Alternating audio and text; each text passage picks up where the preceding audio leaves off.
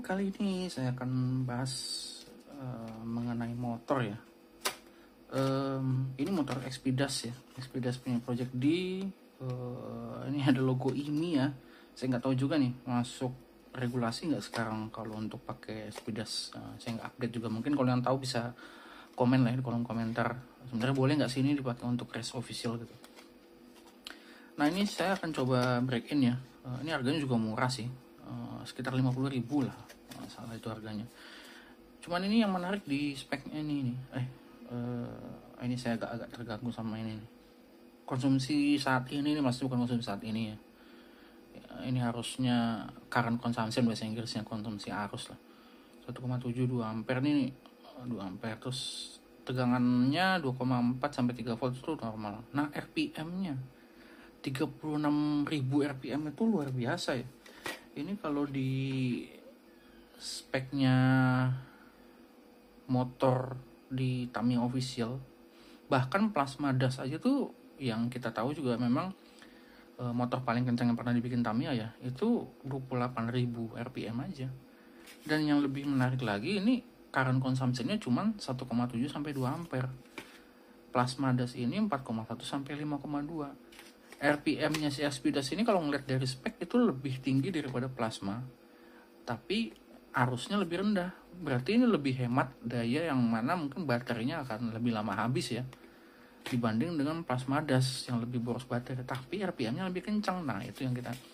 Nah cuman masalahnya perkara torsi ini nggak disebutkan di speknya sih. Torsi yang direkomendasikan ini dia nggak sebut berapa. Kalau plasma das ini 1,4 sampai 1,9 ini mili ya, mili ini Newton meter lah ya. Nah ini torsinya disebutkan, kalau ini enggak ini. Nah mungkin prediksi saya sih ya, dengan arus yang lebih rendah, RPM lebih tinggi, karakter motor ini tuh di speed, di RPM, mungkin torsinya nggak sebesar plasma gitu ya. Gitu. Kalau melihat dari speknya ini ya, karena logikanya sih nggak mungkin juga arusnya lebih rendah, RPM-nya tinggi, tapi torsinya juga lebih gede juga, pasti torsinya lebih rendah dari plasma harusnya ya. Tapi nanti kita coba aja sih ketika tes run gitu. Tapi saya nggak punya plasma sih. Saya punyanya Hyperdas sama Powerdas. Ya nggak apa-apa lah. Tapi ini yang jelas kalau ngeliat dari spek RPM-nya luar biasa sekali. Bahkan Mahdas aja nih, yang paling kencangnya di double shaft itu cuman 24.500 RPM. Menarik sih, nanti kita coba. Baik, kita mulai ya proses persiapan break-in-nya ya. Nah sesuai dengan judul nih, break-in-nya saya akan coba tanpa dicoak ya. Mungkin hasilnya nggak akan semaksimal yang dicoak ya, tapi kita coba aja. Dengan dicoak tanpa dicoak pun sebenarnya bisa ya. Tanpa dicoak kita lihat nanti perbedaannya seperti apa. Wah ini kok nyangkut lah dalamnya lagi. Oke, ini sekilas kalau ngelihat bentukan tabungnya ya, kayak Ultradas bentukannya nih. Nah apa, kita coba dulu. Kita pasang pinion. Oke, udah dipasang pinion. Break in itu sebenarnya bisa. Sebenarnya konsepnya saya break in ini nanti tanpa minyak break in ya, tanpa ada coak juga, jadi cuman di running seperti biasa. Nah sebenarnya bisa sih ini pakai ini sasis yang udah gak dipakai, yang terminalnya masih bagus seperti ini gitu ya. Kemudian dipasang baterai, terus di running gitu bisa ya. Suaranya wah boleh juga nih. Sebentar, kita coba cek RPM-nya ya. Ini mungkin mereka bilang wah nggak akurat nih pakai giri ini. Nah ini kalau saya ngomong aja sebenarnya dia ngecek kan, karena dia dengar frekuensi gitu. Nah makanya kalau ngecek pakai giri ini diusahakan dia 0, memang di tempat yang tenang gitu ya. Ya ini memang nggak bisa dibilang benar-benar valid, tapi paling nggak kita bisa lihat nanti ada perubahannya di RPM-nya ya, dia meningkat atau enggak gitu kan. Oke.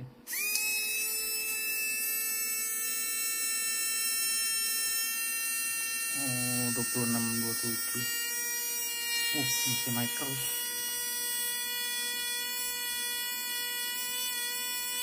9.000 ya. Wah.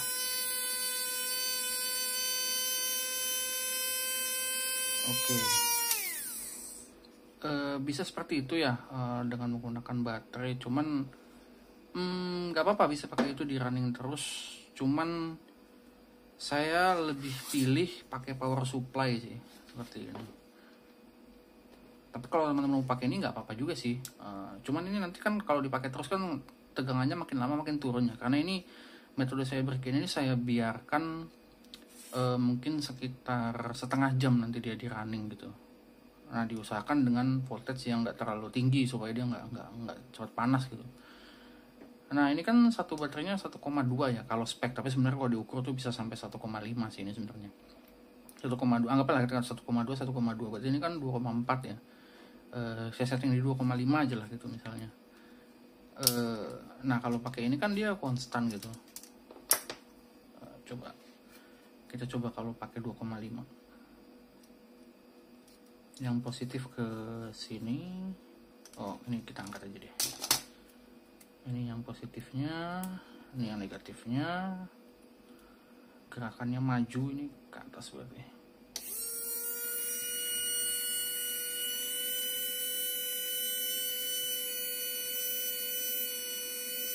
Oh, 29.000. Ya berarti kurang lebih seperti yang tadi sih, 30.000 ya.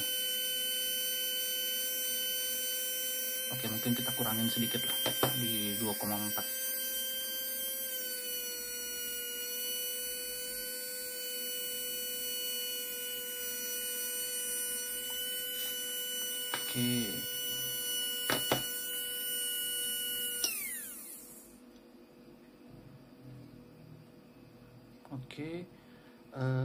Oke, kita mulai proses break-in ya. Proses break-innya saya sederhana sekali gitu ya. Tapi saya hanya pakai ini sih, pakai kontak cleaner standar. Sebelum dimulai proses break-innya ya, saya lepas dulu deh.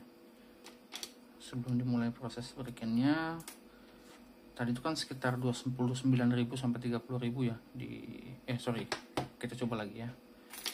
Kita coba lagi di 2,4 ya. Nanti setelah selesai kita cek di 2,4 juga. Oke.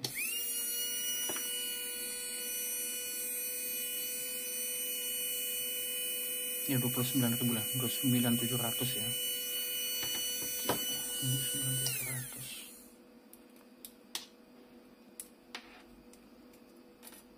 Oke, sebelum mulai saya semprot kontak cleaner. Ini saya nggak pakai minyak singer dan yang lainnya. Saya pakai kontak cleaner aja, semprot sedikit di sini, sedikit aja.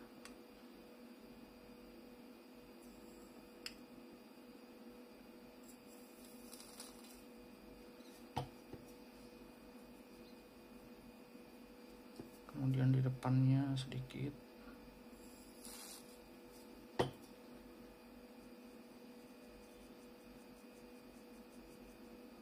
Oke.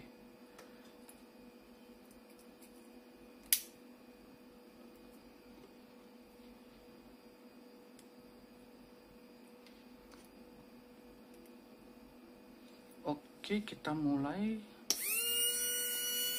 Ini taruh. Wah, ini agak berisik ya.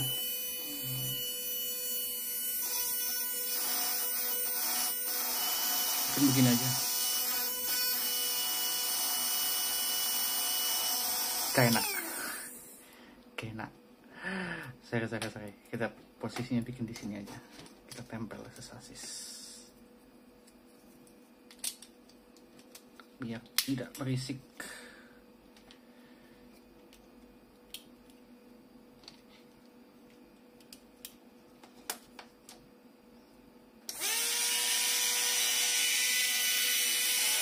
Oke, seperti ini kita biarkan sampai 30 menit. Oke, ini udah 30 menit, kita stop dulu. Oke, setelah di stop ini didiamkan dulu ya, dinamonya dibiarkan dia sampai dingin. Ini karena ini panas sekali nih, ini dibiarkan dingin sampai benar-benar suhu normal, baru dibersihkan pakai standar. Oh iya, kenapa tadi pakai ini untuk ngelumasin di depan sama belakang? Sebenarnya lebih bagus kalau pakai minyak sih, seperti Singer atau yang lain gitu. Cuman kebetulan lagi nggak ada, saya pakai ini aja. Nah ini karena dia ada lubrikannya. Meskipun ini lebih gampang menguap sih, nggak terlalu recommended sebenarnya buat melumasi, tapi dia ini ada lubrikannya. Sebaiknya nanti ngebersihin juga nembaknya pakai ini. Sebenarnya ada juga kan yang misalnya seperti ini ya. Ini bisa jadi kontak cleaner juga atau kontak cleaner yang lain, tapi dia nggak ada lubrikannya. Itu relatif lebih kering, karena kalau kering begitu malah kurang bagus sebenarnya untuk break in. Oke, kita biarkan dulu nih, kita biarkan dingin dulu, nanti kita semprot kontak cleaner. Oke, ini sudah dingin ya, kita mau semprot standar buat bersihin kotoran dari brush di dalamnya. Oh ya, mungkin sedikit info aja sih ya. Nah ini kan kita nggak cuak ya. Ini saya ada ilustrasi aja sih, gambaran. Sebenarnya proses break in tuh gimana sih? Nah ini kebetulan ini brush baru ya, brush baru. Jadi ini masih utuh bentuknya begini. Nah dia kan menempel pada kepalanya dinamo ya atau motor tuh. Nah cuman ini kelihatan kalau mungkin kelihatan nggak ya? Ini kalau sebenarnya dia itu nggak benar-benar nempel keseluruhannya tuh. Jadi hanya pinggir-pinggirnya aja yang menempel. Nah tujuan dari break in di sini kan dia ini diputar terus sampai dia menggerus si kepala karbon brushnya ini. Nah setelah dia menggerus kepala karbonnya ini, itu akan benar-benar menempel ke kepala dinamonya. Jadi penyaluran arusnya itu jadi maksimal, sehingga motornya juga jadi lebih kencang juga gitu. Nah, kira-kira seperti itu.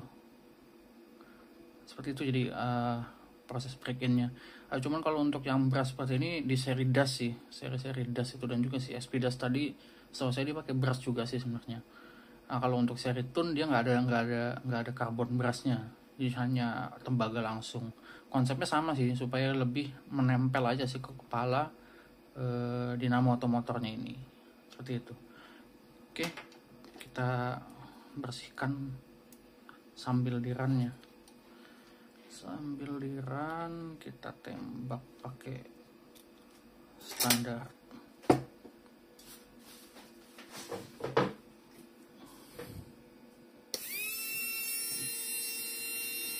Nembaknya ke lubangnya di sini ya. Ini kan ada lubangnya nih. Nah itu.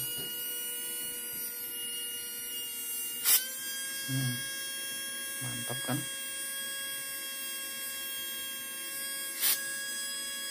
Oke.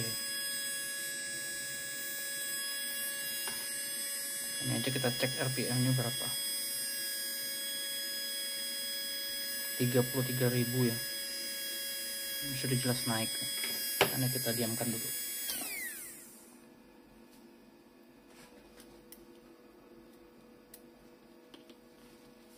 Nah, kita keluarkan sisa kotoran-kotorannya.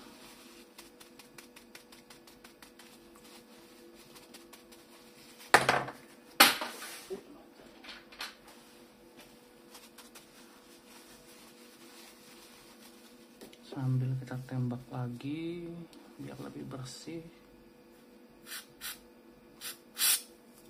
Oke.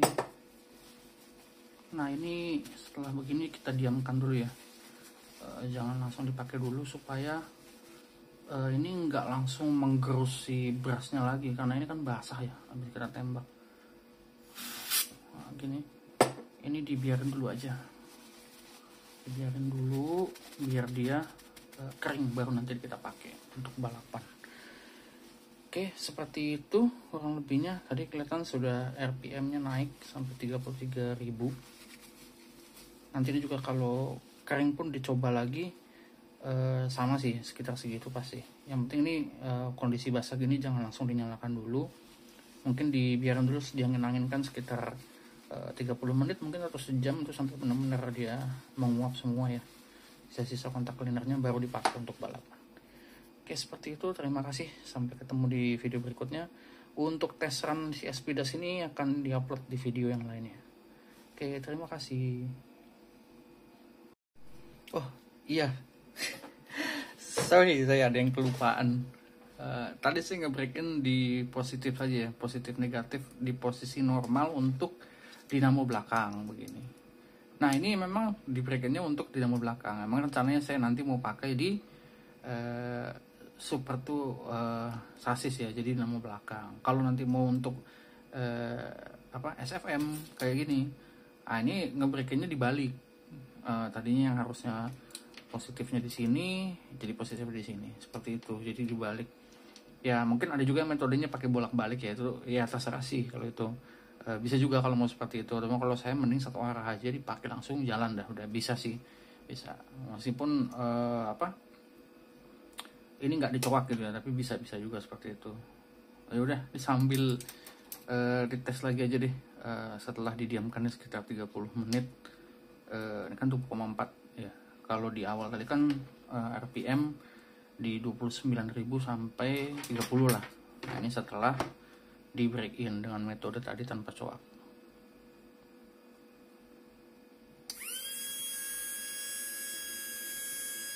Nah dia sampai 33 ribu lah ya. Oke, berarti sudah ada peningkatan ya.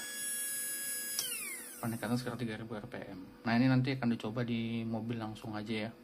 Dicoba di mobil langsung, kita lihat speednya seperti apa, akan ada di video berikutnya ya, kali ini beneran ya. Oke, sampai jumpa di video berikutnya.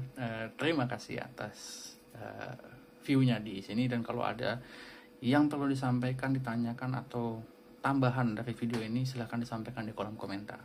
Terima kasih, sampai ketemu di video berikutnya.